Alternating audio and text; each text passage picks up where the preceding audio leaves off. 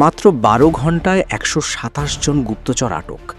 মধ্যপ্রাচ্যের শক্ত অবস্থান নিয়ে আবারও বার্তা দিল ইরান।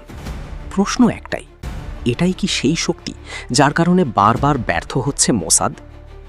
সাম্প্রতিক এক বড় অভিযানে ইরান দাবি করেছে তারা একটি বিশাল গুপ্তচর নেটওয়ার্ক ধ্বংস করেছে। মাত্র ১২ ঘণ্টার মধ্যে ১২৭ জনকে আটক করা হয়, যাদের বিরুদ্ধে অভিযোগ তারা মোসাদের হয়ে দেশের ভেতরে নাশকতার পরিকল্পনা করছিল। এই ঘটনা শুধু একটি অভিযান নয়, এটি একটি বার্তা, একটি স্পষ্ট সতর্ক বার্তা। ইরানের নিরাপত্তা ব্যবস্থাকে হালকাভাবে নেওয়ার সুযোগ নেই। বিশ্লেষকরা বলছেন, এই ধরনের দ্রুত ও বড় অপারেশন প্রমাণ করে ইরানের গোয়েন্দা সক্ষমতা অনেক উন্নত হয়েছে। দীর্ঘদিন ধরে বাইরের হুমকি মোকাবেলা করতে করতে তারা এখন আরও সংগঠিত, আরও প্রস্তুত। ইরান বারবার দেখিয়েছে তারা শুধু প্রতিরক্ষা নয়, আগাম হুমকি শনাক্ত করতেও সক্ষম। এই অভিযান সেই সক্ষমতারই একটি বড় উদাহরণ। যদিও ইসরায়েল এ বিষয়ে সরাসরি কিছু বলেনি, তবে অতীতে বহুবার এমন অভিযোগ উঠেছে যে তারা মধ্যপ্রাচ্যের বিভিন্ন দেশে গোপন কার্যক্রম চালিয়ে থাকে। এই প্রেক্ষাপটে ইরানের এই পদক্ষেপ অনেকের কাছে একটি প্রতিরোধের প্রতীক হিসেবেও দেখা হচ্ছে।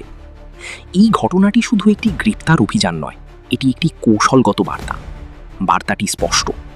নাম্বার 1, দেশের ভিতরে যে কোনো ধরনের নাশকতা কঠোরভাবে দমন করা হবে।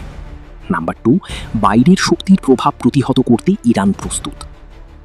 অনেকেই মনে করছেন এই ধরনের পদক্ষেপ দেশের অভ্যন্তরীণ নিরাপত্তা আরও শক্তিশালী করবে।